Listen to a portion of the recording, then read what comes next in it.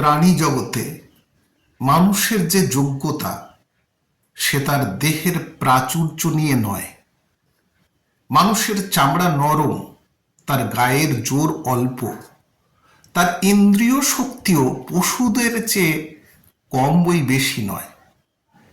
কিন্তু সে এমন একটি বল পেয়েছে যা চোখে দেখা যায় না, যা জায়গা জোড়ে না, যা কোনো স্থানের উপর ভর না করেও সমস্ত জগতে আপন অধিকার বিস্তার করছে।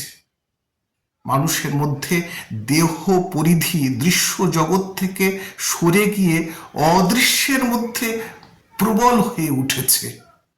বাইবেলে আছে যে নম্র সেই পৃথিবীকে অধিকার করবে। তার মানেই হচ্ছে নম্রতার শক্তি বাইরে নয়, ভিতরে। সে যত কম আঘাত দেয় ততই সে জয়ী হয়। সে রণক্ষেত্রে লড়াই করে না, অদৃশ্য লোকে বিশ্ব শক্তির সঙ্গে সন্ধি করে সে জয়ী হয়। রবীন্দ্রনাথ ঠাকুর লিখছেন জাপান যাত্রী অংশে। ধন্যবাদ।